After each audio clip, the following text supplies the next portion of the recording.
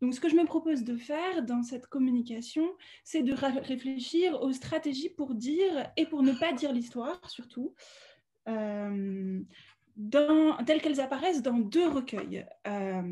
Le sel noir d'Édouard Glissant, publié en 1960. Édouard Glissant est un poète, romancier et essayiste martiniquais afrodescendant, bien connu, et un recueil beaucoup plus récent, publié en 2017 par Layli Long Soldier, Whereas, et Layli Long Soldier, pour vous la présenter un peu, elle se présente comme ayant une double nationalité, à la fois citoyenne des États-Unis, en tout cas c'est comme ça qu'elle se décrit, et citoyenne de la nation Lakota. Elle est autochtone, donc Oglala et Lakota. Le recueil a été traduit en français assez récemment par Béatrice Machet, et parfois vous en verrez des traductions qui figureront à côté sous le titre « Attendu que ». Et ce que je propose dans cette communication, c'est de voir comment ces deux projets poétiques peuvent être compris et entendus comme des contre-mémoires en prise, des contre-voix, pardon, en prise avec le passé, qui du coup composent des contre-mémoires. J'emprunte l'expression de contre-voix à Samia Kassab-Sharfi, qui, dans son ouvrage « Et l'une et l'autre face des choses », à propos du travail de Glissant, propose cette expression, et elle me semble très pertinente pour révéler les enjeux du projet poétique à la fois de Glissant et de Long Soldier. Parce que dans les deux cas, on va avoir à la fois une mémoire qui va à rebours du discours officiel, qui vont questionner les discours officiels, explorer les coins obscurs de l'histoire, les zones perdues et leurs répercussions jusqu'au contemporain. Mais on va avoir également, par moments, l'inverse d'une voix. La poésie qui s'arrête sur les échecs, sur les silences, et sur les moments où la voix se casse, s'éraille, et parfois elle se transforme en cri, notamment chez Glissant. On a donc des poèmes et des projets poétiques qui sont en tension entre le dire et le non-dire, et cette tension, elle se manifeste de manière très claire dans le rapport à l'histoire, ce qui est, j'aurais pas le temps de le développer, mais assez un peu usuel pour le genre poétique tel qu'on le conçoit, en tout cas, c'est assez atypique pour le genre poétique. Donc, je vais commencer par expliquer un peu quelle est la posture mémorielle de chacun de ces deux recueils. Dans Le sel noir, on a un recueil qui se présente comme un long recueil à tonalité épique. Il est composé de 7 chants. Donc, vous avez les titres ici, hein, Le premier jour, Carthage, Gabelle, Afrique, Plaie, Le Grand Midi, puis Acclamation. Bernadette Caillé qualifie le recueil de très grand voyage à travers le temps. L'unité, elle est donnée par le projet de proposer un chant des peuples outragés, conquis et contraints. Et ce chant, il est aussi unifié thématiquement par ce sel noir qui donne son titre au recueil, sel noir presque oxymorique, hein, qui va caractériser autant l'impôt imposé au peuple dans la France médiévale, qui sont évoqués dans le chant Gabelle, que un type de torture dans le chant Plaie. Hein. On met du sel sur des blessures, donc le sel va venir empirer les plaies. Donc, l'histoire est abordée sous l'angle d'une grande fresque chronologique avec une évocation d'époques et une succession d'époques très variées jusqu'à l'acclamation finale qu'on peut entendre comme une ouverture sur le présent et le futur. Dans ce geste d'embrassement, on ne trouve pas de date. Et si le lecteur peut parfois s'orienter, hein, notamment Gabelle qui fait très nettement référence à la France médiévale, il est pour autant souvent perdu et désorienté. Néanmoins, on a une progression qui va dérouler l'histoire dans le recueil. Et je vous propose 2 citations qui montrent bien cette progression dans le recueil. La première, il y a des petites préfaces à chacun des chants. Et les 2 extraits sont tirés des préfaces. La première du premier chant, Le premier jour. Voilà ce qu'on lit. Il vient, enfant dans le premier matin. Il voit l'écume originelle, la première suée de sel. L'histoire qui attend. Ce « il » ici, c'est le conteur c'est cette figure du conteur qui va porter l'ensemble du recueil. Ici, on voit bien qu'on est dans une topique du commencement, hein. C'est le premier matin, c'est le début du jour, c'est également la première suée de sel. L'écume est dite originelle, donc il y a vraiment un motif du commencement dans le début du recueil, qui est un commencement de l'histoire. L'histoire, elle est en train d'attendre, elle va advenir, et elle va se dérouler dans la suite du recueil. On la rencontrera plus tard, l'histoire, toujours un peu personnifiée, enfin, plusieurs fois personnifiée presque, en train de se dérouler dans le recueil. Dans Acclamation, donc le dernier chant, vous notez très bien, vous notez le changement complet de tonalité, notamment par rapport à la temporalité, puisqu'on a de nouveau ce motif du sel qui unifie le recueil, mais cette fois-ci au passé. C'était le sel dans la vasque du temps. Il n'en est resté que l'urne obscure des mots. Le sel, donc cette fois-ci, est évoqué au passé. Par ailleurs, il n'est plus en train de commencer à suer, mais il a été recueilli dans une vasque qui est pareil. Enfin, notons-le, hein, la vasque, elle est qualifiée par un attribut qui est de temps temporel. Et on a ce motif de l'urne qui peut évoquer aussi un achèvement, voire un décès. On a donc un passage dans la totalité du recueil d'un commencement initial à un motif conclusif dans un geste d'embrassement très très large de la temporalité qui va être assez différent chez Layli Long Soldier. Puisque chez Layli Long Soldier, déjà c'est une autre violence qui va être explorée, c'est plus la violence de tous les peuples oppressés, mais une violence beaucoup plus spécifique, la colonisation du continent américain par les Européens et leurs conséquences pour les autochtones, en particulier dans la nation des États-Unis. Et par ailleurs, un ancrage beaucoup plus net dans le présent et dans le quotidien. Le recueil est composé de 3 parties. La première, intitulée « These being the concerns », va être celle qui évoque le plus nettement cette question du quotidien et jouer sur une interrogation sur la question de la représentation et de la langue des peuples autochtones, en tout cas des langues des peuples autochtones. Dans la seconde partie, Whereas, on a un texte qui va calquer une résolution officielle du Congrès américain, résolution qui a été signée par le président Barack Obama en 2009, qui visait à présenter des excuses au peuple premier d'Amérique. Et le texte poétique va disséquer le texte officiel pour montrer tout ce qu'il a d'insatisfaisant, d'inachevé et refuser sa valeur résolutive. Et enfin, on a une dernière partie disclaimer qui est très courte, qui mime de nouveau un texte officiel. Je vous le présente ici. Hein, le texte, c'est juste ceci.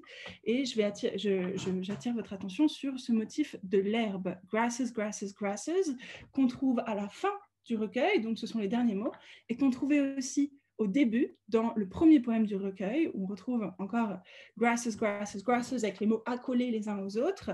Et cette topique de l'herbe, elle traverse complètement tout le recueil, comme quelque chose qui signale un surgissement du passé dans le présent et dans le quotidien.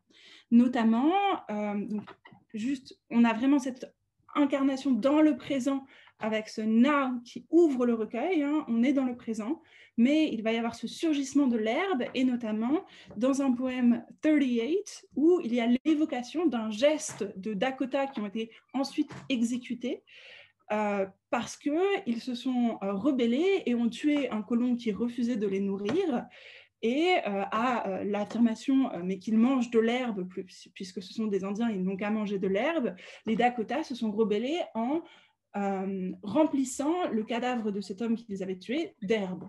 Donc, dans le motif de l'herbe qui travaille le recueil, on a ce surgissement du passé qui va affleurer. Également, par ailleurs, hein, un ancrage dans le lieu et dans l'espace, dans la géographie extrêmement spécifique, mais je ne pense pas que j'aurai le temps de développer ce point-ci. Donc, contrairement à Glissant qui embrasse l'histoire, ici, le passé va apparaître subrepticement, mais il est bien là, tout le temps. Et ce qui me semble justifier le rapprochement de ces deux poètes, c'est le fait qu'on a simultanément un travail pour résister à l'imposition d'une histoire officielle, celle des dominants, qui ne va pas prendre en compte les perspectives des marginalisés, et un travail pour proposer un nouveau rapport à l'histoire, par la poésie, qui compose avec ce passé parcellaire, car également fait de silence et d'oubli. Ces silences, ce sont ceux des archives perdues et également des transmissions rendues impossibles dans des traditions orales très fortement liées notamment au déplacement forcé de population, je ne reviens pas là-dessus. Donc la poésie, elle va avoir vocation à explorer les zones d'ombre de ce passé pour se les réapproprier peut-être et pour en faire une source de création, d'où une contre-mémoire qui va épouser la géographie de ce passé avec tous ses manques et toutes ses absences. Dans les deux cas, on a le projet de dire un passé qui hante et un accueil du ressurgissement de la mémoire qui repose chaque fois sur cette présence d'un jeu poétique en position d'observateur. Alors, je vais passer assez rapidement sur la question du jeu poétique en position d'observateur parce que je vois que le temps file. Mais ici, juste dans ce poème, Whereas my eyes land on the shorelines, on a un travail par Layli Long Soldier, l'évocation d'un moment qui peut sembler autobiographique avec une figure de l'enfant qui tombe, qui se blesse et à qui le jeu poétique très proche d'une figure maternelle va s'adresser. Et ce moment quasiment autobiographique, il est en même temps l'évocation d'une réaction du jeu poétique à la lecture du texte officiel avec lequel le recueil rentre en dialogue. Puisqu'il y a cette ligne aussi, l'arrivée des Européens en Amérique du Nord a ouvert un nouveau chapitre dans l'histoire des peuples premiers. Et tout le poème déroule une réflexion sur la réaction de rire à un moment de blessure et à un moment violent. Et ici, alors que le poème commence par dire « I hate the act of laughing when hurt, injured », ensuite, on a « I love reading the phrase « opened a new chapter, I can't help my body ». Donc le corps qui est possédé par le rire parce qu'il marque en fait toute la violence de l'euphémisation dans cette phrase, ce nouveau chapitre qui est en fait un génocide, ethnocide, comme le titre du panel l'indique bien. Donc ici, l'observation permise par le poème de l'enfant, de l'intériorité, va révéler la dissonance, la violence de l'expression, et donc la violence de tout ce passé qui est justement recouvert et passé sous silence par le texte officiel. Il y a vraiment cette posture d'observateur qui permet une prise de position et une réflexivité. Chez Glissant, même posture d'observateur récurrente dans le poème. On a bien la présence d'un jeu poétique dans le ciel noir, mais ce n'est pas lui le conteur. Le conteur, il était évoqué à la troisième personne du singulier. Et ce jeu poétique, il va encore être là pour écouter, observer. Quelques exemples que je vous propose ici. J'écoutais la nuit, j'ai entendu cette parole, j'entends les peuples, la splendeur, j'entends, je passe vite. Mais donc, dans les deux cas, une distance par rapport à l'histoire qui n'est pas vécue mais qui est décrite et regardée, et une distance par rapport à la manière dont cette histoire elle va être vécue. Et cette posture de distance, elle marque à la fois un besoin impérieux d'aborder l'histoire et en même temps la difficulté à aborder cette histoire, puisque c'est aussi un détachement qui est lié à la perte, au fragment et au vide de cette histoire qui est traversée et faite d'oubli. Elle est donc significative à la fois d'une nécessité d'aborder l'histoire et d'une impossibilité de la traiter. Et il y a quelque chose de très révélateur dans ces postures réflexives du fait que la mémoire, c'est quelque chose qui se scrute et qui se déchiffre. Il y a aussi la question d'un ancrage dans le présent, mais ça, je vais le laisser de côté. Si vous voulez, je peux y revenir un peu plus tard. Par ailleurs, ce qu'on peut noter, c'est qu'il y a une relative obscurité dans cette évocation du passé. Celui-ci, il est omniprésent dans les deux recueils, mais il va rester très informe. Et on a une parole poétique qui est travaillée par ce motif de l'indicible dans le rapport au passé. C'est ce que je vais montrer maintenant. Alors, ce rapport de l'indicible, il exprime un manque par le vide du mot. On a des poèmes chez Layli Long Soldier qui parlent de ce vide très explicitement. Dans le poème Whereas a Friend Senses, à la page 63, tout le poème questionne cette question du vide culturel, cultural emptiness, et Layli Long Soldier se qualifie elle-même comme some sticky current of Indian emptiness. Et également mise en tension et en scène la question de la dénomination même, puisqu'on va avoir un passage dans le dictionnaire, Auction Dictionary, pour comprendre comment se nommer soi-même. Ici, ça fait très écho à ce qu'on a dit hier sur Joséphine Bacon, avec appelle-moi, appelle-moi. C'est vraiment la question de la dénomination, elle revient de manière, elle hante ici, et qui montre bien la manière dont le jeu poétique se conçoit lui-même comme vide dans le texte. Par ailleurs, le recueil, face au vide personnel, va venir disséquer et écarteler le discours officiel. Il y a un refus que le manque de paroles lié au passé et à la communauté ne soit supplanté par un discours officiel qui viendrait justement cacher ce vide et ce manque. Quelques exemples, je vous laisse juste les regarder parce qu'ils sont très significatifs en eux-mêmes. Tous les mots, là, vous avez le calligramme du marteau qui marque bien le côté de frappe, la violence de ce texte officiel qui est refusé par la poète. Et ici, le texte officiel est repris et mis dans une frontière un peu pour mimer le geste de mettre les peuples autochtones dans des réserves. On évoque donc le texte, donc ici, elle prend et elle retravaille le texte officiel pour questionner, pour refuser et peut-être montrer la mécanique de ce que cache le texte officiel. L'obscurité et le cri, ils sont également très très notables chez Glissant. On peut parler d'obscurité déjà parce que c'est quelque chose qu'il revendiquait lui-même pour sa poésie. Les poèmes sont par ailleurs assez difficiles à lire, je l'ai dit, les références sont souvent flottants et la grammaire va être tiraillée, le sens ne se donne pas immédiatement.